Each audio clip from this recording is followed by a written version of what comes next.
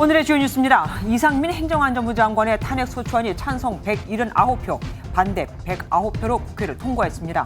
국무위원 탄핵 소추는 헌정 사상 최초인데 대통령실은 의회 주의의 포기라며 의정사의 부끄러운 역사로 기록될 것이라고 밝혔습니다. 3.8 전당대회에서 나경원 전 의원의 지지를 이끌어낸 김기현 후보가 오세훈 서울시장과 홍준표 대구시장 측 인사를 영입하며 외연 확장에 주력하고 있습니다. 안철수 후보는 이상민 행정안전부 장관 탄핵을 적극 반대하며 여당과 보조 맞추기에 나섰습니다. 화천대유에서 아들의 퇴직금 명목으로 뇌물 150억 원을 받은 혐의를 받은 곽상도 전 의원의 국민의힘 의원이 1심에서 무죄를 선고받았습니다. 지역구 의원 예비후보 시절 5천만 원의 불법 정착을 받은 혐의만 유죄로 인정돼 벌금 800만 원이 선고됐습니다. 강진이 발생한 튀르키예와 시리아에서는 골든타임이 끝나기 전 단 한 사람이라도 구하기 위해 필사적인 구조 작업이 한창입니다. 세계 각국의 대대적인 지원이 이어지고 있지만 피해가 워낙 큰 데다 강추위에 폭설까지 겹쳐 구조 활동에 난항을 겪고 있습니다. 북한 김정은 위원장이 조선인민군 창건기념일인 건군절 연회에서 우리 군대는 제일 강하다고 강조했습니다. 함께 참석한 김 위원장의 둘째 딸 김주혜를 두고는 존경하는 자제분이라는 표현이 처음 등장했고 부인 리설주는 화성 17형 목걸이를 착용해 눈길을 끌었습니다. 구글이 새로운 대화형 인공지능 서비스 바드를 예고한 지 하루 만에 마이크로소프트도 대화형 AI 기반의 새로운 검색 엔진 빙을 발표했습니다. 국내 기업들도 앞다퉈 관련 서비스를 준비하는 등 빅테크 업체들의 AI 경쟁이 본격화하고 있습니다.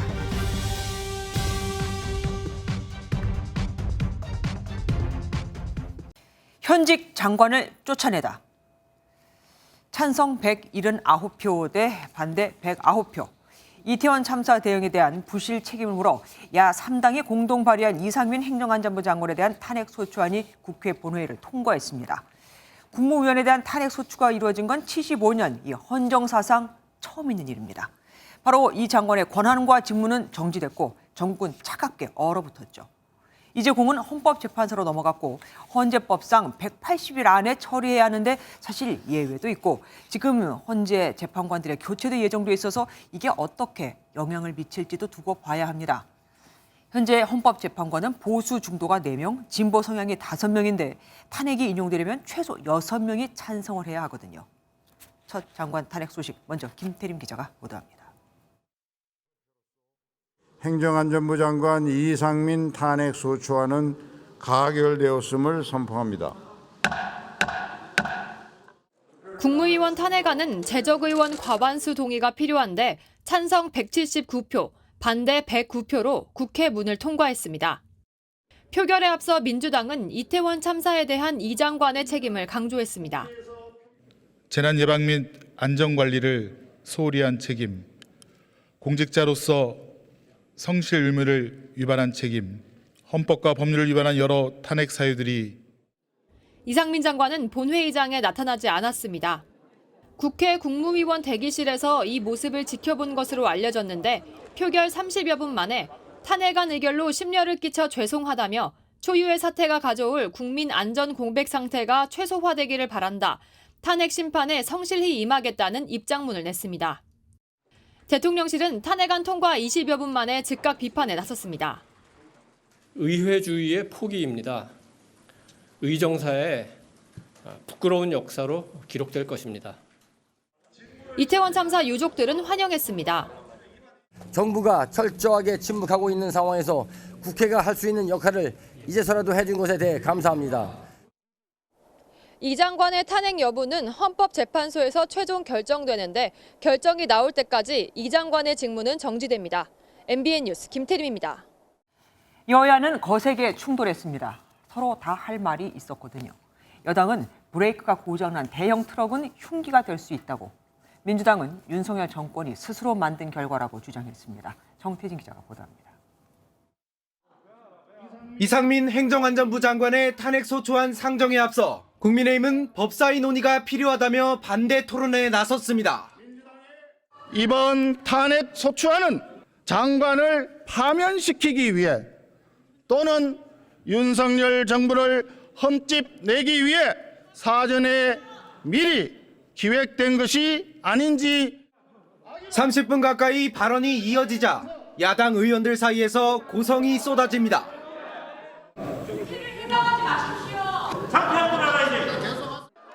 야당의 야유에 송원석 의원은 이렇게 맞받았습니다. 반사. 잘 모른다고요? 좀 공부 좀 하세요. 탄핵안이 가결되자 국민의힘은 민주당 규탄 피켓 시위에 나서며 헌정사에 씻을 수 없는 오점이라 반발했습니다. 브레이크가 고장난 대형 트럭은 가끔 흉기로 변합니다. 민주당이 지금 딱 그 짝이 되고 있습니다. 주말에 이재명 대표 출석을 앞두고 어떻게든 방탄해보고 민주당은 윤석열 정권이 자초한 일이라며 헌정사상 가장 부끄러운 정권이 될 것이라고 공격했습니다. 윤석열 정권이야말로 헌정사의 가장 부끄러운 정권이 될 것입니다. 일말의 양심이라도 있다면 열린 입이라고 아무 이야기나 짓거리지 마십시오. 여야의 대치가 최고조에 달하면서 2월 임시국회에서도 안전운임제와 추가 연장 근로제 등 쟁점 법안 논의는 더 어려워질 전망입니다. MBN 뉴스 정태진입니다.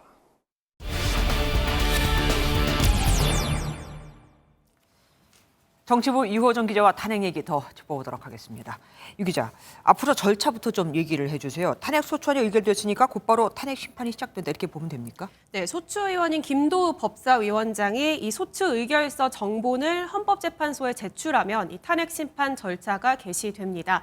헌재법에는 180일 안에 선고하게 돼 있지만 이게 강제 규정은 아닙니다. 다만 이 국정 혼란을 최소화하기 위해 헌재도 최대한 신속한 결정을 내릴 것으로 전망됩니다. 지난 2004년 노무현 전 대통령 탄핵 심판은 63일 만에 기각됐고 2017년 박근혜 전 대통령 탄핵 심판은 92일 만에 인용 결정이 내려졌습니다. 헌재 심판은 재판관 9명 중 7명 이상이 참석하면 열리고요. 여기서 6명 이상이 찬성하면 탄핵이 인용됩니다. 그러면은 유 기자 보시기에는 탄핵이 인용될 가능성 얼마나 있다고 보십니까? 네, 탄핵안이 인용되려면 공직자 업무 수행 중 중대한 법 위반이 있어야 합니다. 이 헌재는 정치적 무능이나 잘못된 정책 결정은 탄핵 사유가 될 수 없다고 명시한 바 있습니다. 과거 노무현 전 대통령 탄핵 심판 결정을 직접 들어보시죠. 정치적 무능력이나 정책 결정 상의 잘못 등 직책 수행의 성실 여부는 그 자체로서 소추 사유가 될 수 없어 탄핵 심판 절차의 판단 대상이 되지 아니한다. 여기에 국민의힘은 박근혜 전 대통령 탄핵 심판에서도 세월호 참사 대응에 미흡하고 부적절한 면이 있었다고 해서 곧바로 생명권 보호 의무 위반으로 보긴 어렵다고 판시했다며 인용 가능성이 없다고 보고 있습니다. 네. 민주당 내에서도 이 탄핵안 처리에 우려가 나왔던 이유기도 합니다. 국민의힘 내에서는 탄핵안이 잘못됐다, 인용 가능성도 없다고 보고 있는데 이 문제는 그 사이에 끼인 김도우 위원장입니다. 지금 검사 역할을 해야 되잖아요. 네, 맞습니다. 앞서 보신 것처럼 이 때문에 김 위원장이 아닌 걸 맞다고 할 수는 없지 않느냐라고 얘기하는 모습도 보셨는데요. 김 위원장이 변론 기일에 참석하더라도 탄핵 의결서로 의견을 가름하겠다라면서 변론엔 직접 나서지 않는 방안도 거론되고 있고요. 네. 혹은 그마저도 김 위원장이 선임한 대리인단이 대신할 수도 있습니다. 아니면 아예 김 위원장도 대리인단도 참석하지 않을 가능성도 있습니다. 네. 어느 쪽이든 검사의 신문 절차가 줄어들면 이상민 장관 측 변론이 주가되고 헌재의 판단도 빨라질 것으로 보입니다. 김 위원장은 여러 안을 현재 검토 중인데 최종적으로 당내 의원들의 의견을 모아서 결정할 것으로 보입니다. 대통령실은 의회주의 포기라는 반응을 내놨습니다. 근데 그것보다도 가장 중요한 게 지금 행안부 장관의 공백 아니겠습니까? 이걸 어떻게 메꾼다고 한다고요? 네, 앞서 보신 대로 이 장관의 직무는 이 국회에서 탄핵소추안이 가결된 직후부터 헌재 결정이 나올 때까지 정지됩니다. 일단 행안부는 즉각 한창섭 차관 대행 체제로 전환했습니다. 정통 행정관료 출신인데요. 대통령실은 검찰 출신의 실세 차관을 임명하는 방안도 검토했지만 최종적으로는 한 차관 대행 체제로 가기로 했습니다. 차관이 있는데 굳이 왜 임명을 하느냐라는 이견이 있었고 최종적으로 총리 지도 아래 관련 부처나 팀에서 최대한 대응한다는 방침입니다. 그렇죠. 멀쩡히 차관이 있는데 실세 차관이라고 따로 임명하는 건 득보다 실이 더 많을 듯하기도 합니다. 지금까지 이호정 기자와 함께했습니다. 국민의힘 전당대회 본경선에 진출할 후보를 가리는 예비 경선이 오늘부터 시작됐습니다. 김기현 후보는 외연 확장에, 안철수 후보는 당심과 보조 맞추기에 집중했는데요. 나경원 전 의원의 행보를 두고는 서로 다른 해석을 내놨습니다. 김형 기자가 보도합니다. 나경원 전 의원의 지지를 얻어낸 김기현 후보는 오세훈 서울시장과 홍준표 대구시장 측 인사를 영입했습니다. 나 전 의원이 김 후보와 인식을 같이 한다고 말한 점도 거듭 높이 평가했습니다. 김기현과 나경원이 손을 맞잡고 함께 간다는 것은 특히 정통 보수의 뿌리를 지켜온 우리 당원들에게는 매우 의미가 큰 것이라고 생각합니다. 안철수 후보와의 양강 구도에서 외연을 확장하려는 의도입니다. 안철수 후보는 수도권에서 공개 행보를 재개했습니다. 과거 이상민 장관의 사퇴를 주장한 것에 대해서는 주무부처 장관으로 정치적 책임을 져야 한다는 취지였다고 해명했습니다. 김기현 후보와 만난 나경원 전 의원에 대해서는 말을 아꼈습니다. 나경원 의원께서 여러 가지 고민들도 많이 하셨을 겁니다. 그리고 또 아마 그것에 대한 평가는 당원과 그리고 또 국민들이 하겠죠. 혹시 그 정도 말씀드릴게요. 이번 전당대회의 유일한 비윤계 주자인 천하람 후보는 나경원 전 의원과 김 후보의 회동이 역풍을 부를 것이라고 주장했습니다. 국민의힘은 책임당원 6,000명을 대상으로 이틀간 여론조사를 실시하고 오는 10일 본경선에 올라갈 당대표 후보 4명을 발표합니다. MBN 뉴스 김현입니다. 지난 정부는 가짜 평화에 기댔었고 그래서 방위, 안보 태세가 느슨해졌다. 윤석열 대통령이 민관 군경 통합 방위 회의에서 한 말입니다. 그래서 오는 5월에 다시 민방공 훈련을 시작하기로 했습니다. 지난 6년 동안 단 한 번도 이 훈련을 하지 않았거든요. 신재우 기자가 보도합니다. 윤석열 대통령이 18개 정부 부처 장관을 포함한 군과 경찰 관계자 등 160여 명과 함께 중앙통합 방위회의를 열었습니다. 민간 전문가까지 참석시켜 방위 체계를 종합 점검하는 이 회의를 대통령이 직접 주재한 건 지난 2016년 이후 7년 만입니다. 윤 대통령은 무인기를 침투시키는 등 북한이 다양한 방면에서 안보를 위협하고 있지만 지난 정부에서 통합방위 훈련을 제대로 하지 않아 대응 능력이 약화됐다고 비판했습니다. 지난 정부에서 회의 규모가 축소되고 가짜 평화에 기대서 민관 군경의 통합 훈련이 제대로 시행되지 못했습니다. 이에 모든 국가 방위 전력을 하나로 묶고 이에 따라 적 공습 시 국민들이 어떻게 대피할지를 주로 연습하는 민방공 훈련을 지난 2017년 이후 6년 만에 재개합니다.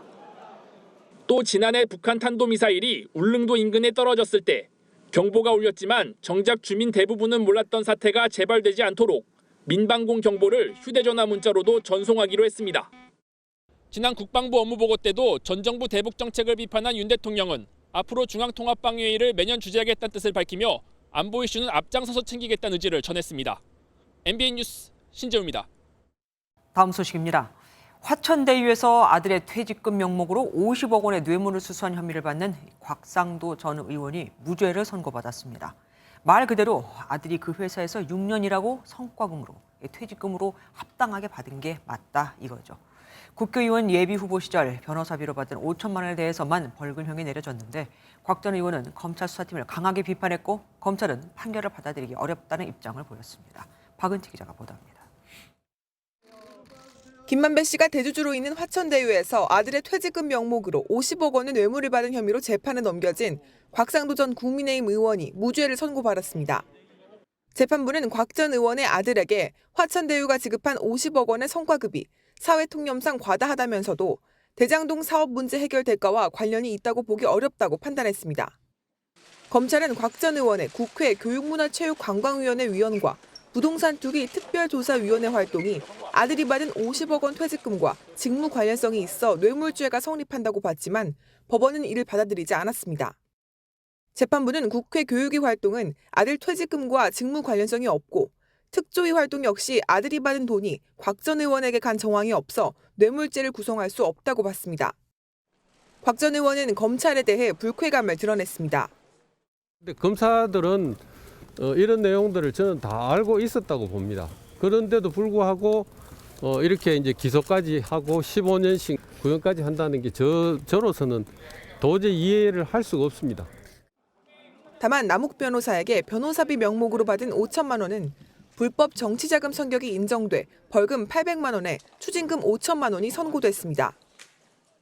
검찰은 객관적인 사실관계에 비추어 무죄 판결을 납득하기 어렵다며 항소 계획을 밝혔습니다. MBN 뉴스 박은채입니다. 곽상도 전 의원에 대한 1심 선고 법조팀 길기범 기자와 더 자세히 분석해 보겠습니다. 어서 오십시오.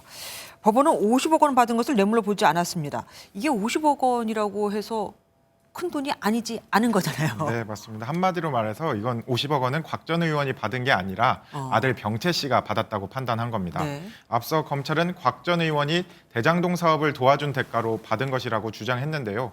재판부는 해당 돈이 곽 전 의원에게 지급됐다거나 곽 전 의원이 사용했다고 볼 수 있는 증거가 부족하다고 판단했습니다. 하지만 그럼에도 불구하고 50억 원은 퇴직금으로 너무 많지 않습니까? 네, 맞습니다. 법원도 병채 씨의 화천대유에서의 업무나 직급 등을 봤을 때 50억 원은 과하다고 언급했습니다. 네. 다만 곽 전 의원의 아들은 결혼해 생계를 독립적으로 유지하고 있었기 때문에 아들의 급여 등은 곽 전 의원과 관련 있다고 볼 수 없다고 설명했습니다.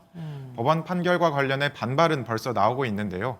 박용진 민주당 의원은 50억 원이 정말 산재 위로금이라고 생각하는 거냐며 정말 충격과 실망을 금할 길이 없다고 언급했습니다. 그러면 뇌물이 아니라면 곽 전 의원이 대장동 사업을 도왔다는 의혹도 인정이 안 된 겁니까? 네, 맞습니다. 재판부는 곽 전 의원이 김만배 씨의 요청을 받고 하나금융지주 등을 상대로 영향력을 행사했다고 보기 어렵다고 판단했습니다. 또 정영학 녹취록에서 김 씨가 50억 원을 챙겨줘야 한다는 내용이 나오는 부분에 대해서도 언급이 있었는데요. 네. 김 씨가 대장동 문제를 해결해줬기 때문에 50억 원을 준다고 말한 것은 아니라며 김 씨의 진술에도 신빙성이 없다고 판단했습니다. 그러니까 다 직접적인 증거가 아니라 정황 증거라 네, 이거군요. 맞습니다. 곽 전 의원이 왜 다른 사람들도 이 50억 클럽 수사에 해당이 된 사람들이 있잖아요. 네. 그러면은 여기에도 영향을 미치겠네요. 네, 50억 클럽 중 가장 먼저 기소된 곽 전 의원이 무죄 판결을 받으면서 아무래도 당연히 영향을 받을 수밖에 없을 것 네. 같습니다. 검찰은 박영수 전 특검 등 50억 클럽으로 알려진 다른 인물들도 불러 조사하긴 했지만 수사 진행이 지지부진하다는 비판도 나오고 있는데요.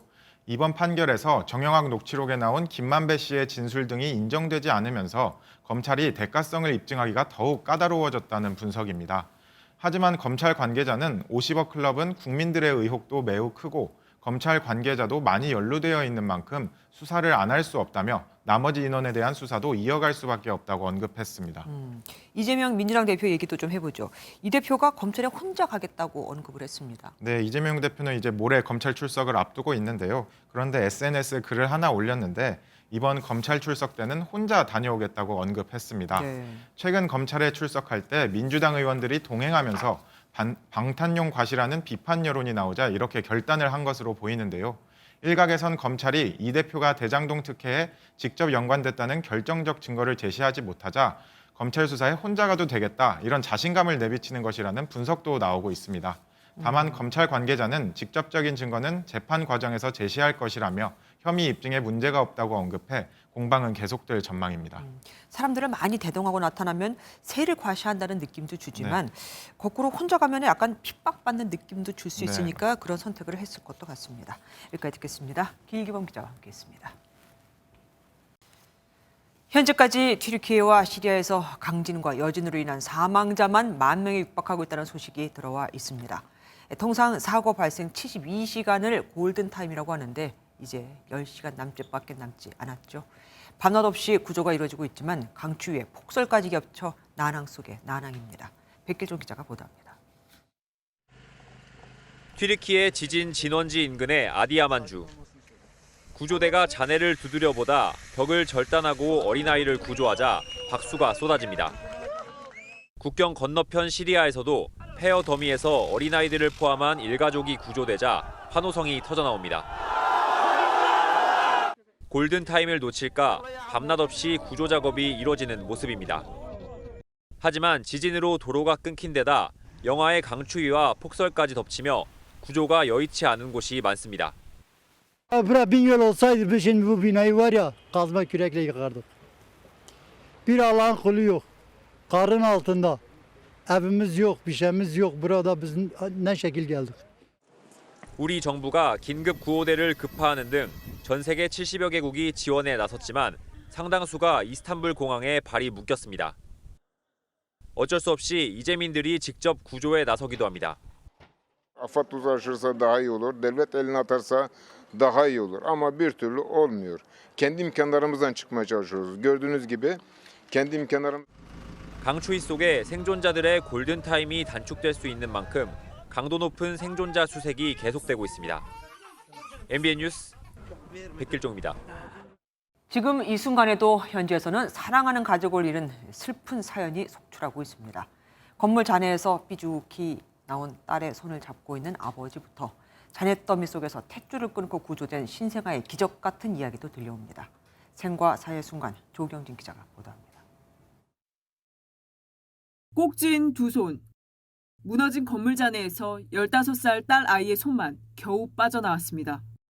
아빠는 곁에 앉아 구조되지 못하고 결국 숨진 딸의 손을 놓지 못한 채 망연자실한 모습입니다. 강진이 덮친 현지에서 가족을 잃은 슬픈 사연이 속출하고 있습니다. 잔해더미 안에서 한 아이가 겨우 구조됩니다. 빨간 담요에 쌓여 아빠 품에 안기지만 아기는 이미 세상을 떠났습니다. 아빠는 끝내 주저앉아 오열하기 시작합니다. 구조요원이 신생아를 구조하자마자 안고 뛰기 시작합니다. 발견 당시 엄마와 탯줄로 이어져 있던 이 아기는 지진 상황에서 태어난 걸로 추정됩니다. 안타깝게도 엄마는 숨졌습니다.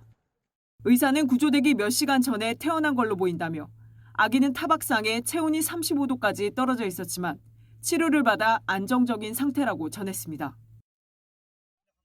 두 소녀가 잔해에 깔렸습니다. 언니는 동생의 머리를 보호하며 버티고 있습니다. 구조대가 오자 저희를 꺼내주세요라며 힘겹게 입을 뗍니다. 17시간 만에 두 소녀는 구조됐고 현장에서는 안도의 환호가 터져나왔습니다. MBN 뉴스 조경진입니다. 지진 피해 현장 취재를 위해서 MBN 취재진이 튀르키예에 도착했습니다. 강진이 강타한 동남부 지역까지 이동하는 데만도 어려움이 크다고 하네요. 튀르키예에 나가 있는 서영수 기자 연결해서 자세한 얘기 들어보겠습니다. 서 기자, 지금 있는 곳이 어디입니까? 네, 저는 튀르키예 카이세리 주에 나와 있습니다.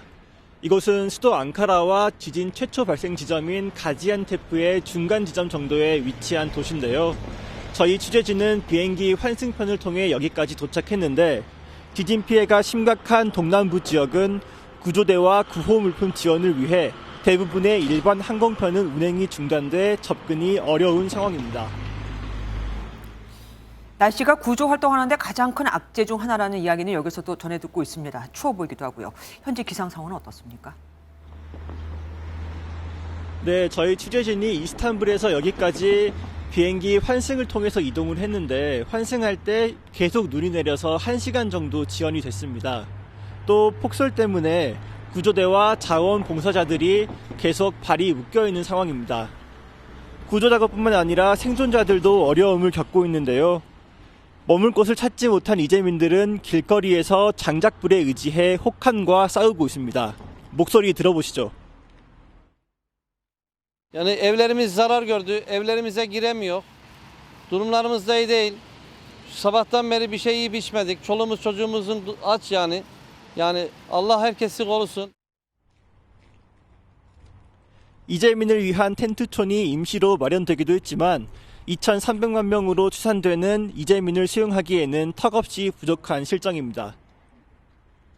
Nereye kadar kaç gün kalacağız bilemiyoruz. Artçılar devam ediyor. Hemen hemen bunun da ne kadar süreceğini bilemiyoruz. Şu anda çok bir perişanız böyle. Bir şey diyecek. 아직도 여진 발생 가능성이 많은가 봅니다. 네, 그렇습니다. 튀르키예 재난관리국은 최초 지진 발생 시점부터 튀르키예에서만 약 455회의 여진이 발생했다고 밝히기도 했는데요. 여진으로 인한 추가 건물 붕괴 위험이 크다는 점이 구조작업과 이재민의 생존 모드를 위태롭게 하고 있습니다. 세계보건기구는 앞으로도 사망자가 수천 명 단위로 계속 늘 것으로 보고 있는데 최악의 경우 사망자가 2만 명을 넘을 수도 있다고 우려하고 있습니다. 지금까지 튀르키예 카이세리에서 MBN 뉴스 서영수입니다. 그나마 튀르키예는 나은 편입니다.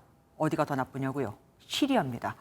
최소 58개 마을이 완전히 파괴됐고 건물 6천여 채가 붕괴됐지만 부서진 건물 중엔 문화유산도 있지만 이 지역엔 국제사회의 구조, 원조의 손길이 거의 닿지 않고 있거든요. 이 튀르키예와 시리아에서 최소 1만 명이 숨졌다는 소식 전해드렸죠. 이기옥 기자가 보도합니다. 인류 역사상 가장 오래된 도시 중 한 곳인 튀르키예 가지안테프. 이번 지진의 진앙과 불과 33km 떨어진 곳입니다. 이 도시 한가운데를 수천 년간 지켜온 가지안테프 성이 형체를 알아보기 어려울 정도로 부서졌습니다. 기원전 히타이트 시기에 만들어져 유네스코 세계문화유산에도 등재돼 있는데 옹벽이 무너지고 곳곳에 균열이 생겼습니다. 진앙과 가까운 지역인 시리아 알레포도 구시가지의 60%가 파괴되는 등 심각한 피해를 입었습니다. 13세기에 지어진 세계문화유산 알레포 성체는 내전으로 순환을 겪다 2018년 다시 관광이 재개됐지만 이번 지진으로 다시 파손됐습니다. الغنم اللي انهار كان صامت قبل الزلازل كبرج آلاء اللي بنشوفه حاليا غربيته. 유네스코 측은 이번 지진과 관련한 유적 피해 상황을 계속 파악하고 있다고 밝혔습니다. 부서진 건물 중에는 우리나라 교회가 2000년도에 현지 문화재 건물을 매입해 세운 안디옥 개신교회도 있습니다. 현지 선교사에 따르면 인명피해는 발생하지 않았지만 건물 2층과 3층이 완전히 붕괴됐습니다. 튀르키예와 시리아 등지에서 이번 지진으로 붕괴된 건물만 6천여 채에 달합니다. 지진이 자주 발생하는 지역이지만 대부분 건물이 낡고 내진 설계가 미흡해 피해가 더욱 컸던 것으로 파악됩니다. MBN 뉴스 이교욱입니다. 김정은 북한 국무위원장의 둘째 딸 김주애의 모습이 또 한 번 공개됐습니다. 오늘 밤 개최될 것으로 보이는 열병식을 앞두고 백두혈통 입지를 부각하는 듯한데 일각에선 김주애의 잦은 등장에 4대 세습 행보에 나선 게 아니냐는 주장도 재차 나왔습니다. 안병수 기자가 보도합니다. 북한 매체는 김 위원장이 딸 김주애와 함께 건군절 75주년을 하루 앞둔 지난 7일 기념연회에 참석했다고 보도했습니다. 김 위원장은 연설에서 우리 군대는 세상에서 제일 강한 군대라며 분위기를 고조시켰습니다. 북한은 동행한 김주애를 존경하는 자제분이라고 소개했습니다. 김주애가 공식 석상에 모습을 드러낸 것은 지난해 11월 ICBM 화성 17형 발사 현장과 미사일 개발 공로자 사진 촬영 행사 이후 세 번째입니다. 처음에는 사랑하는 자제분이라 언급했고 두 번째 자리에선 존귀하신 자제분이라고 불렀는데 갈수록 높아지는 위상이 드러난다는 평가가 나옵니다. 이날 북한이 공개한 사진 곳곳에서도 주인공은 사실상 김주애였습니다. 헤드 테이블에서 아버지 김 위원장과 어머니 리설주 여사 사이 중앙 자리를 차지했습니다. 김 위원장이 연회장에 들어서는 장면에선 리 여사 대신 딸의 손을 꼭 잡고 레드카펫을 걸어가는 모습도 공개됐습니다. 의도적인 띄우기에 후계자가 정해진 것 아니냐는 주장도 재차 나옵니다. 김주애에게 포커스를 맞춰서 찍은 사진을 공개하고 있고 이것은 이제 김주애가 앞으로 이제 김정은 후계자가 될 것이다라는 걸 보다 노골적으로 드러내는 거라고 해석할 수 있습니다. 리 여사는 화성 17형을 형상화한 길쭉한 모양의 은색 목걸이를 착용해 눈길을 끌었습니다. 북한은 오늘 밤 심야 열병식을 개최할 것으로 관측됩니다. MBN 뉴스 안병수입니다. 전남 신안군 앞바다에서 청보호가 전복된 지 닷새째. 해경이 뒤집힌 청보호를 물 위로 끌어올리는 인양 작업을 지도하고 있습니다. 하지만 배 뒤집는 게 쉽지 않은 일인데다가 기상까지 도와주지 않아 난항을 겪고 있습니다.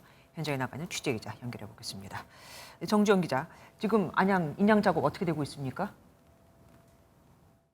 네, 전남 목포 해양경찰서에 나와 있습니다. 해상 인양 작업이 끝나면 청보호는 이곳 목포를 통해 육지로 들어옵니다. 청보호는 사고해역에서 14km 떨어진 소허사도 앞바다에 있는데요. 크레인과 연결된 인양줄을 보강해 뒤집힌 청보호를 바로 세워 물을 빼내고 선체 내부를 수색한다는 게 해경의 인양 계획이었습니다. 특별한 돌발 변수가 없으면 금일까지는 어느 정도 선박을 바로 세우고 물 위로 띄울 수 있을 거라 생각을 합니다. 해경의 예상은 들어맞았습니다. 조금 전인 오후 6시 10분쯤 청보호를 바로 세우는데 성공했고 현재 선내에 들어찬 바닷물을 빼내는 작업이 진행되고 있습니다. 배수에 한두 시간, 선내 수색에 한두 시간쯤 걸리는 점을 고려하면 청보호는 이르면 오늘 밤 해상을 떠나 7시간을 이동한 뒤 내일 오전쯤 목포에 도착할 예정입니다. 해경은 사고 선체가 목포에 들어오는 대로 정밀 감색을 진행할 계획입니다. 아직 실종자 4명이 남아있죠. 발견 소식은 혹시 들어온 게 있습니까? 네, 실종자는 한국인 2명, 외국인 2명 등 모두 4명인데요. 아직까지 추가 발견 소식은 들려오지 않고 있습니다.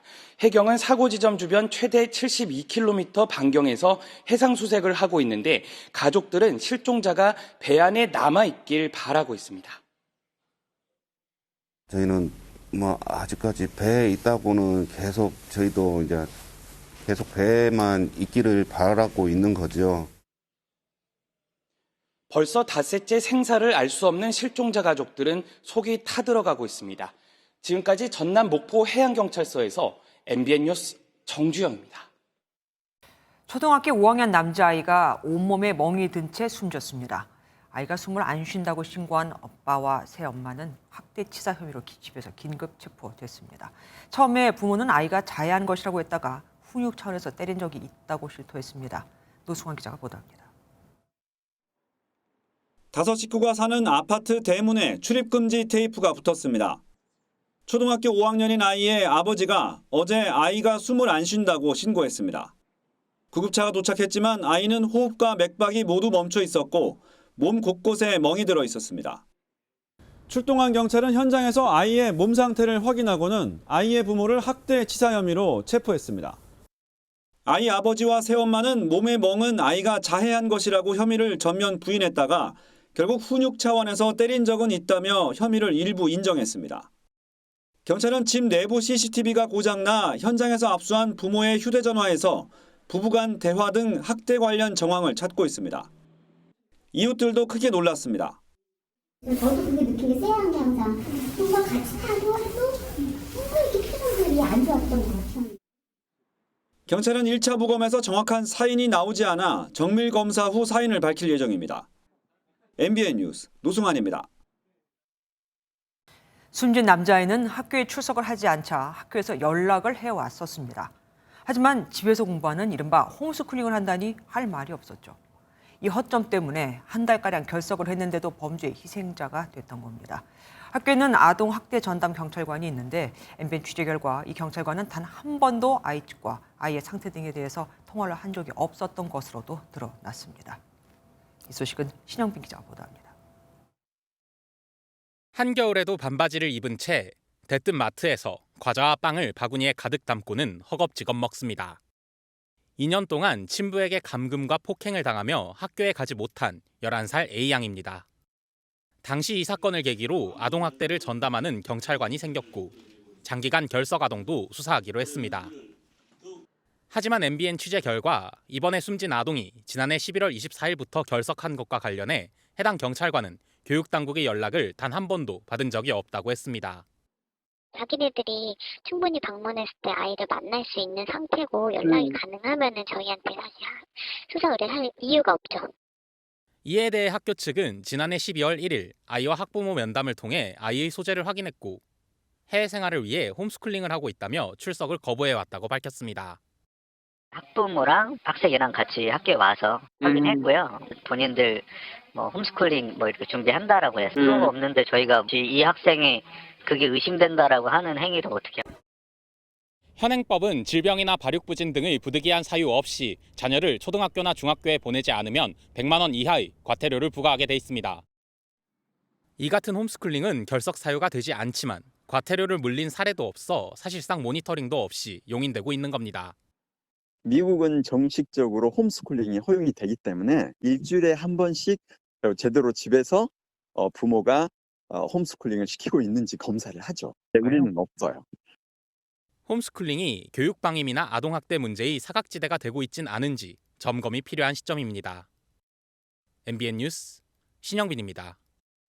방역당국이 오는 13일부터 만 4세 이하 영유아들도 코로나 백신을 맞을 수 있다며 해당 부모들에게 일제히 안내 문자를 발송했습니다. 그런데 사실상 마스크 해제까지 된 상황에서 안정성도 확보되지 않은 백신 접종을 해야 하는 건지 부모들의 마음은 편치 않은 게 사실입니다. 이시열 기자가 취재했습니다. 5살 아이를 둔 A씨는 오늘 아침 한 통의 문자를 받았습니다. 다음 주부터 영유아 대상 코로나19 백신 기초 접종이 시작된다는 내용이었는데 마음이 혼란스럽기만 합니다. 실내 마스크 다 해제되고 이제서야 아이들이 마스크 벗고 유치원도 가고 너무 좋아하는데 이제 코로나 때문에 다시 주사를 맞아야 돼라고 하면은 좀 마음이 불편해지는 거예요. 7개월 영아를 둔 B씨도 마찬가지입니다. 권고라고 생각을 했는데 어쨌든 위험성이 많이 밝혀지지 않은 상황에서 아기들까지 맞추라고 하니까 솔직히 부모로서 걱정도 되고 인터넷 맘카페와 SNS에서도 영유아에게 생길 부작용이 걱정된다며 백신 접종 문자에 우려스럽다는 의견이 많습니다. 접종기관도 영유아 백신 접종은 아직 조심스럽다는 반응입니다. 영유아는 조금 조심스러워서 아직까지는 문이나 이런 게 조금 없긴 해요. 지금은 또 감소세라 아직은 주춤해요. 이에 대해 질병관리청은 정보 제공 차원에서 보낸 문자일 뿐 예방접종 자체에 대한 의무는 아니라고 논란을 일축했습니다. 하지만 사실상 실내 마스크 해제 상황에서 너무 성급한 문자 발송이 아니었냐는 지적이 나오고 있습니다. MBN 뉴스 이시열입니다. 블랙 아이스는 기온이 갑자기 내려가 도로가 얇은 빙판으로 얼어붙는 현상을 말하죠. 위험한 건 알지만 잘 보이지 않으니까 문제인 거고요. 올해부터는 블랙 아이스 정보를 내비게이션을 통해서 실시간으로 안내받을 수 있게 됩니다. 최돈희 기자가 보도합니다. 고속도로에 차량들이 뒤엉켜 있습니다.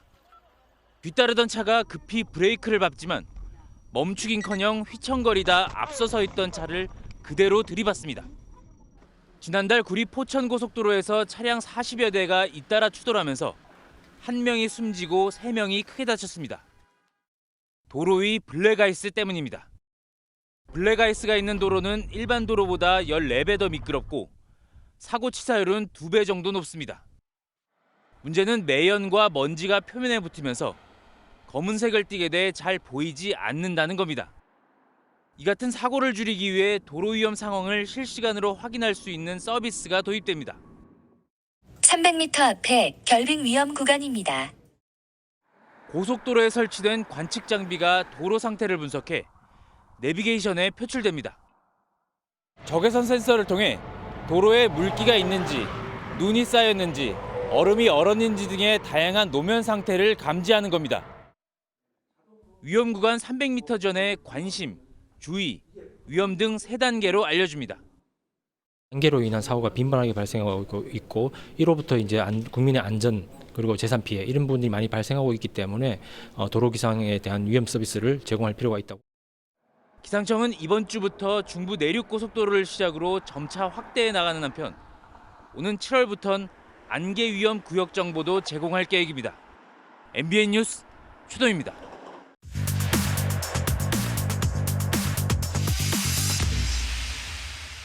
사건 사고와 사회 이슈를 다루는 사회기자임 한범수. 정태영입니다. 첫 번째 키워드입니다. 쌍둥이가 어쨌든 같이 도둑질을 했다 이거죠? 맞습니다. 상점 안에서 야간에 찍힌 영상이 있거든요. 네. 같이 보시죠. 모자로 얼굴 가리고 있고 뭐 뒤적거리고 있네요. 저게 계산대거든요. 네. 현금이랑 카드 빼가고 있는 장면입니다. 그리고 바로 옆에 서랍까지 열고 있죠. 네네네. 스마트폰 불빛 비춰가면서 도둑질 이어갑니다. 저 둘이 어쨌든 형제라는 거잖아요. 맞습니다. 쌍둥이라고 합니다. 다른 영상도 준비되어 있는데 이것도 보시죠. 네. 골목길에 누가 서 있고 누가 뛰어오다 잡혀요. 여기가 서울 강남구청 근처라고 하는데요. 네. 영화 같죠? 네. 범죄도시 이런 영화 있잖아요. 똑같은데요. 경찰이 아까 나온 그 형제 잡는 건가요? 다른 절도 피의자입니다. 최근 한 달 새 절도 사건이 많아져서 경찰이 수사에 나섰는데요. 그 과정에서 형제 절도범도 잡고 이 사람도 체포하게 됐다고 합니다. 얼마나 훔쳤다고 하나? 공교롭게도 각각 1,000만 원 정도 훔쳤던 걸로 확인됐습니다. 쌍둥이 A씨와 B씨는 주로 경기 북부 지역에서 유흥비를 마련하기 위해서 절도 범죄를 저질렀다고 하고요. 또 다른 피의자는 인터넷 도박에 쓰려고 서울 각지를 돌면서 범행했습니다. 각자 노력도 가상하네요. 아까 상점 안에서 도둑질하던데 주로 빈 상가 노렸던 건가요? 맞습니다. 일반 가정집에서도 범죄를 했다고 하는데요. 경찰이 피해자 의사를 고려해서 범행 장소를 밝히진 않았습니다. 하지만 CCTV 화면 분석해서 잡았던 거죠. 네, 또 피의자가 자주 출몰하는 상점에 전단을 배포한 뒤 시민들의 신고를 받아 피의자를 검거할 수 있었다고 합니다. 다만 언론사를 대상으로 한 공식적인 인터뷰는 거절했습니다. 어쨌든 일이 더 커지기 전에 잡아서 다행이라는 생각 듭니다. 네, 그렇습니다. 다음 내용으로 넘어가겠습니다. 얼굴 공개 그 후 누구 얘기인가요? 저희 최근에 다뤘었는데. 조국 전 장관 딸 조민 씨 다뤘었죠. 바로 맞추셨습니다. 네. 본인은 떳떳하다면서 얼굴을 전격 공개했었죠? 저는 떳떳합니다. 이제 조국 전 장관의 딸이 아니라 조민으로 당당하게 숨지 않고 살고 싶다. 조민 씨가 이제 앞으로 자신도 일상생활을 누리겠다 이렇게 말했던 걸로 기억하거든요. 국내 여행도 다니고 맛집도 다니고 이제 SNS도 하고 모두가 하는 그런 평범한 일들을 저도 하려고 합니다. 더 이상 숨지 않고요. 곧바로 실천에 옮기기 시작했습니다. 인터뷰 시기 즈음에 자신의 SNS를 공개로 전환한 뒤에 이후 취미 생활을 하는 영상, 또 어렸을 때 사진 이런 것들을 차례로 올리고 있는데요. 조국 전 장관 가족에 대한 팬들도 생기고 있잖아요. 네. 반응이 뜨거웠을 것 같습니다. 네, 우선 인터뷰 직후 팔로워가 순식간에 늘면서 현재는 10만 명에 달하고요. 게시물들에는 수천 개의 응원 댓글들이 달리기도 했습니다. 여기에는 고 장자연 후원금 사기 의혹을 받고 있는 배우 윤지호 씨도 있었습니다. 윤지호 씨 오랜만입니다. 그렇죠. 캐나다로 가서 지금 안 돌아오고 있잖아요. 네. 뭐라고 댓글을 달았나요? 권력자들은 진실을 부수고 개인의 삶을 무너뜨린다. 또 깨어있는 시민들은 이를 다 알고 있다. 이런 식으로 남겼습니다. 네. 아무튼 조 씨가 논란의 인물인 만큼 좋은 반응만 나온 건 아닌 것 같습니다. 어떤 반응이 또 나왔나요? 네, 그렇습니다. 인터뷰에서 조 씨가 자신의 의사로서의 능력을 자신하자 최서원 씨의 딸이죠. 정유라 씨는 또 자신의 SNS에 내 승마 선수로서의 자질은 뭐가 그렇게 부족했기에 너희 아빠는 나에게 그랬냐. 이렇게 억울함을 내비치기도 했고요. 네. 또 진중권 교수는 아버지에게 배운 대로 한다. 이 조국 전 장관의 과거 트위터 글을 인용하면서 작심 비판하기도 했습니다. 진 교수도 한마디 거들었군요. 네. 다음 키워드 보겠습니다. 네. 엄마 한 번만 보게 해주세요. 간절해 보이는데 어린이가 할 법한 말입니다. 어린이 같지만 어른입니다. 궁지에 몰리면 이렇게 되나 봐요. 궁지요? 네. 무슨 일이 있었던 거죠? 특수상해와 보험 사기 혐의를 받던 20대 남성 A씨에게 법원이 징역 1년에 법정 구속을 선고하자 이런 말을 한 건데요. 1년간 감옥에 갇혀서 어머니 못 볼 생각하면 그럴 수 있겠다는 생각도 그렇죠. 듭니다. 재판부도 마음이 좀 그랬나 봐요. 법정 경위를 불러서 어머니를 재판정으로 들어오게 합니다. 문제는 그 후인데요. 어머니와 포옹을 한 차례 한 이 남성 곧바로 달아난 겁니다. 재판정 안에서 달아났다는 거죠, 네. 그냥. 법정 경위들도 있잖아요. 맞습니다. 못 잡았나 봐요? 이게 엄청 빨랐나 봐요. 법정 밖에서 자신의 차량을 타고 곧바로 도주를 했습니다. 하지만 얼마 가지 못한 채 결국 약 30분 뒤 경찰에게 붙잡힙니다. 법원 직원이 112 신고하니까 긴급 다 배치하고 있다가 미리 다 막고 도주로 차단해서 잡아낸 겁니다. 어차피 이렇게 잡힐 건데 어리석습니다. 그리고 법정에선 피고인 관리 도대체 어떻게 하는 건지 모르겠습니다. 오늘은 여기까지 하겠습니다. 사회기자 M이었습니다. 얼마 전 세계적인 관심을 끄는 대화형 인공지능 챗GPT에 대해서 소개해드렸죠. 초거대 AI 기반이다 보니 챗봇과 같은 대화를 넘어서 검색 시장의 판도를 뒤바꿀 핵심 기술로 주목받고 있는데 실제로 검색 시장이 격돌했습니다. 인터넷 세계를 이끌어가다가 검색 부문에서 완패했던 마이크로소프트가 챗GPT를 탑재한 검색 엔진을 공개하며 구글 타도에 나선 겁니다. 구글도 가만히 있지 않겠죠? 유승훈 기자가 보도합니다. 마이크로소프트가 새롭게 내놓은 챗GPT 기반의 검색 엔진 빙입니다. 검색창에 런던 히스로 공항에서 3시간 안에 갈 수 있는 추천 여행 장소를 물었습니다. 곧바로 산이나 해변처럼 자연 환경뿐 아니라 미술관이나 밤거리 문화 등 개인 취향에 맞춘 여행 장소를 알려줍니다. It's a new paradigm for search. Rapid innovation is going to come. We want to have a lot of fun innovating again in search because it's high time. 검색 시장 점유율 8.9% 대 84%로 사실상 구글에 완패했던 마이크로소프트가 챗 GPT를 탑재한 새 검색 엔진으로 구글 타도에 나선 겁니다. 이에 앞서 구글도 공식 블로그를 통해 초거대 AI인 바드 출시가 임박했다고 밝히며 맞불을 예고했습니다. 챗 GPT발 빅테크 경쟁이 본격화되면서 중국은 물론 우리 기업들도 발빠르게 움직이고 있습니다. 중국의 바이두는 다음 달 자체 GPT 서비스 출시를 준비 중이고 우리 기업들은 한글에 강한 GPT 개발에 주력하고 있습니다. 풍부한 사용자 데이터와 네이버의 기술, 노하우를 접목함으로써 기존 검색으로 대응하기 어려운 문제들을 해결할 수 있다고 자신합니다. 올 상반기 내로는 네이버만의 알파고 이후 전 세계적인 주목을 받는 AI 기술인 GPT. 챗 GPT발 빅테크 경쟁이 갈수록 치열해지고 있습니다. MBN 뉴스 유승호입니다. 대법원이 압수수색을 진행하기 전에 판사가 피의자 등 사건 관계자를 대면해 신문하는 제도를 추진하고 있습니다. 그런데 검찰과 법무부는 이 소식을 언론을 통해 전해 들었습니다. 발칵 뒤집혔죠. 제2의 검수완박이라는 말까지 나올 정도입니다. 뭐가 논란인지 이상혁 기자가 알아봤습니다. 대법원이 구속영장뿐 아니라 압수수색 영장도 발부 전에 검사와 당사자 등을 불러 신문하는 방안을 추진하겠다고 예고했습니다. 현재 법원은 검찰이 압수수색 영장을 청구하면 서류만 검토한 뒤 발부나 기각 여부를 결정하고 있습니다. 대법원 법원행정처는 지난 3일 형사소송규칙 일부 개정안을 입법 예고했습니다. 개정안에는 법원은 필요하면 압수수색 영장을 발부하기 전 신문 기일을 정해 압수수색 요건 심사에 필요한 정보를 알고 있는 사람을 신문할 수 있다는 내용이 담겨 있습니다. 법원행정처는 대상은 통상 수사기관이나 제보자가 될 것이고 피의자와 변호인은 극히 예외적인 경우에만 신문 대상이 될 수 있을 것이라고 설명했습니다. 이러한 내용이 알려지자 검찰은 강력 반발했습니다. 대검찰청은 사전에 어떠한 협의나 통지 없이 언론 통해 알게 돼 유감이라며 수사기밀 유출과 증거인멸 등 범죄 대응에 심각한 장애가 될 것이라고 반발했습니다. 검찰 관계자는 정확히 누구를 어떻게 부르겠다는 건지 기준도 없고 허술한 규정이라며 법원이 이러한 방안을 추진한다는 게 귀가 의심스러울 정도라고 강하게 비판했습니다. 대법원은 오늘 6월부터 새 규칙을 적용할 방침입니다. 하지만 검찰뿐 아니라 여권에서도 제2의 검수완박 아니냐는 비판이 나오고 있어 추진 과정에서 큰 논란이 예상됩니다. MBN 뉴스 이상엽입니다. 지난해 서울 아파트 매매는 15,000여 건, 전체 주택 매매량의 27%에 그치며 조사를 시작한 이래 16년 만에 역대 최저를 보였습니다. 웬만하면 전체 주택 매매량의 50%는 거뜬히 넘었었는데 말이죠. 그나마 규제 완화로 급락세는 멈췄지만 거래는 여전히 급매물 중심으로만 이루어지고 살아날 기미가 보이질 않습니다. 결국 금융당국이 추가로 대출 규제를 더 푸는 방안을 준비하고 있습니다. 최윤영 기자가 보도합니다. 서울 일원동의 한 아파트.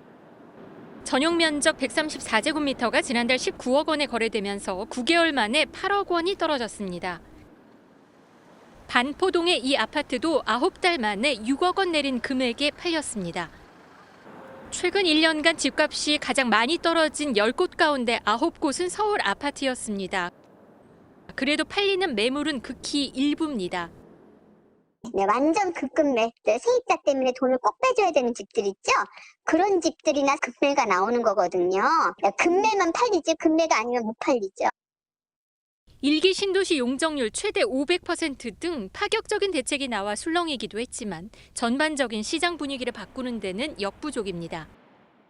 급매 위주로 소진되는 분위기입니다. 다만 고금리에 따른 수요 위축으로 인해서 거래량이 유의미한 증가세를 보이기까지는 다소 시간이 걸릴 전망입니다. 금융당국은 추가 대출 규제 완화 카드를 준비 중입니다. 3월 말부터 다주택자도 주택담보대출 비율 LTV를 30%까지 허용하고 1주택자는 LTV를 50에서 70%까지 확대하기로 했는데 그래도 시장이 살아나지 않으면 2주택자 LTV를 최대 50%까지 높이는 방안을 검토 중입니다. 서울시가 오는 4월과 6월로 종료되는 목동과 압구정 등 주요 지역의 토지거래 허가 구역을 일부 풀어줄 가능성도 제기되고 있습니다. 부동산 시장 경착륙을 막기 위해 정부의 추가 완화책들이 나올 분위기인 가운데 고금리 속 시장이 얼마나 어떻게 반응할지 주목됩니다. MBN 뉴스 최윤영입니다. 미국 영공에서 중국 정찰 풍선으로 추정되는 비행체가 목격되자 미국이 이를 격추시켜 잔해를 수거하고 있습니다. 군사활동 등 정보 수집 활동과 연관됐다는 판단에 따른 건데 사실 이 풍선은 미국에서만 보인 게 아니었죠. 5개 대륙에서 모두 발견됐다고 하니까요. 바이든 미국 대통령은 이를 염두에 둔 듯 국정연설에서 중국이 주권을 위협한다면 나라를 지키기 위해 행동할 것이라고 강조했습니다. 워싱턴에서 최종락 특파원이 전해왔습니다.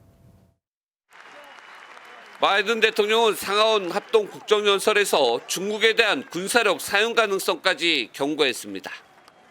실수하지 않을 것이라며 중국이 주권을 위협하면 행동을 할 것이라고 강조했습니다. 최근 불거진 중국의 정찰풍선 사태를 염두에 두고 중국에 경고를 보낸 것으로 앞으로도 물러서지 않겠다는 강력한 의지를 보인 것으로 해석됩니다. 특히 바이든 대통령은 미국을 상대로 배팅하는 것은 결코 좋은 배팅이 아니라고 경고했습니다. 바이든 대통령은 또 지난 2년 임기 동안 역대 대통령이 4년간 맡는 것보다 더 많은 일자리를 만들었다며 경제 성과를 부각했습니다. 중간선거 이후 권력 변화에 대해서는 공화당과의 협치를 선언했습니다. And to my Republican friends, if we could work together the last Congress, there's no reason we can't work together and find consensus on important things in this Congress as well. 외국산 전기차 차별 논란이 제기된 인플레이션 감축법에 대해서도 기후위기와 일자리 창출 등을 위한 투자라고 역설했습니다. 바이든 대통령은 국정연설 이후에는 2024년 재선 출마를 공식화할 예정이지만 여론조사 결과 유권자의 58%는 다른 후보에 대한 요구가 큰 것으로 조사됐습니다. 워싱턴에서 MBN 뉴스 최중락입니다.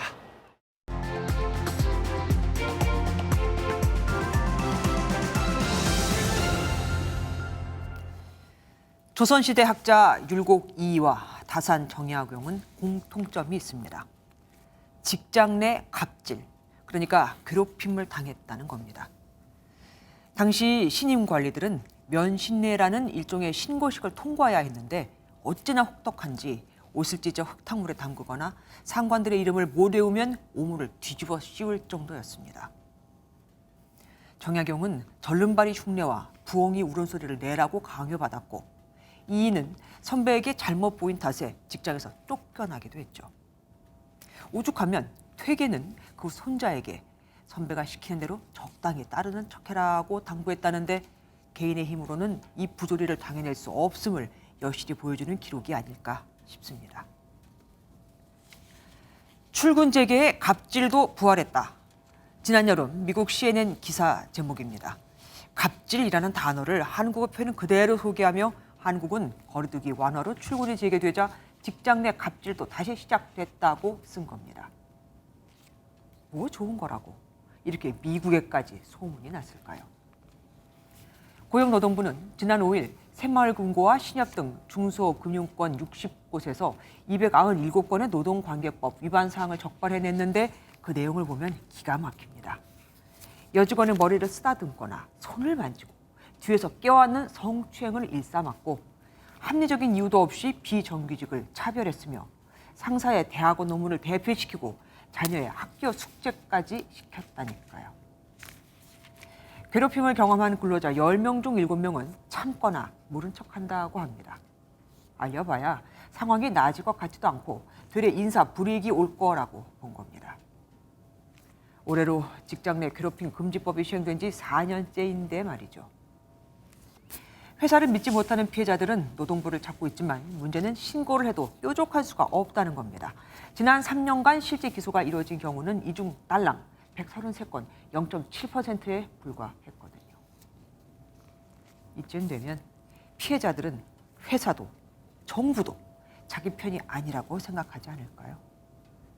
사회적 약자가 기댈 곳 없는 세상. 그럼 법이 왜 필요하고 왜 존재해야 하는 걸까요? 우리 사회 법治국가 맞죠?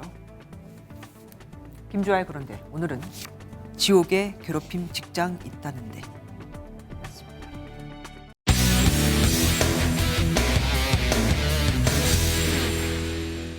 스포츠 뉴스입니다. 한국 수영의 희망 황선우를 비롯한 남자 계영 대표팀 선수들이 호주행 비행기에 몸을 실었습니다. 오는 9월 항저우에서 한국 수영 사상 첫 아시안게임 단체전 금메달을 따기 위해 특별 훈련에 들어갑니다. 전광열 기자입니다. 35일간의 특별 훈련을 받으러 호주 브리즈번으로 떠난 선수는 황선우와 이호준, 김우민과 양재훈입니다. 호주 특훈은 지난해에 이어 두 번째로 이번엔 호주 경영대표팀 지도자 출신 리처드 스칼스의 도움을 받습니다. 레이스 운영 방법, 체력 분배, 미터당 표 이렇게 초점을 많이 맞춰야 될 것 같아요. 두 번째 호주 특훈의 목적은 아시안게임 수영 단체전 첫 금메달입니다. 지난해 6주간의 호주 특훈 뒤 세계선수권 첫 단체전 결승 진출과 쇼트코스 세계선수권 결승 4위란 역대 최고 성적을 달성한 만큼 이번 전운으로 사상 첫 아시안게임 계영 금메달에 도전할 수 있는 경쟁력을 키우겠다는 계획입니다. 4년에 한 번 열리는 지금 아시안게임이 가장 중요하다고 생각을 하고 있어요. 일단 계영 800에서 아직까지 이뤄내지 못한 단체전 1위라는 결과를 이뤄내고 싶은 마음이 커요. 대표팀은 다음 달 15일 귀국해 같은 달 25일부터 경북 김천 실내 수영장에서 열리는 경영 국가대표 선발대회에 출전합니다. MBN 뉴스 전광열입니다. 찬바람이 먼지를 밀어내고 있습니다. 현재 서울은 초미세먼지 농도 보통 수준을 회복했지만 그래도 내일 오전까지 경기 남부와 충청 이남 지역으로는 초미세먼지 농도 나쁨 수준에 머물겠습니다. 이 먼지가 모두 밀려나고는 눈비구름이 찾아오겠습니다. 내일 늦은 오후 제주부터 비가 시작돼서 모레 새벽이면 그 밖에 전국으로 확대되겠는데요. 특히 강원 영동 지역과 경남 내륙으로는 많게는 15cm의 큰 눈이 쏟아지겠습니다. 이 눈이나 비가 내리기 전까지 영동과 남부 곳곳으로는 계속해서 대기가 건조하겠습니다. 또 오늘 밤부터 내일 아침까지 중부와 호남 내륙으로는 안개가 자욱하겠습니다. 내일은 전국이 대체로 흐리겠습니다. 날 자체는 평년보다 포근하겠는데요. 아침 기온 서울이 영하 3도, 춘천 영하 6도로 출발하겠고 낮 기온은 대체로 10도 안팎이 예상됩니다. 남부지방도 아침 기온은 광주가 영하 1도, 창원 0도, 낮 기온은 부산이 11도 안팎까지 오르면서 전국적으로 일교차가 크게 벌어지겠습니다. 모레 오전이면 이 눈이나 비가 대부분 그치겠고요. 다가오는 일요일과 월요일 사이 충청 이남 지역을 중심으로는 또 한 차례 눈이나 비가 내릴 전망입니다. 내셨습니다. 안녕하세요. 김주하입니다. 공정하고 신속한 MBN 뉴스, 유튜브를 통해서도 만나보실 수 있습니다. 특히 더 많은 뉴스와 라이브를 보고 싶으시다면 오른쪽을 눌러서 구독하시면 됩니다. 어렵지 않죠? 빠르고 정확한 뉴스로 계속 찾아뵙겠습니다. MBN 뉴스를 시청해 주신 여러분 고맙습니다.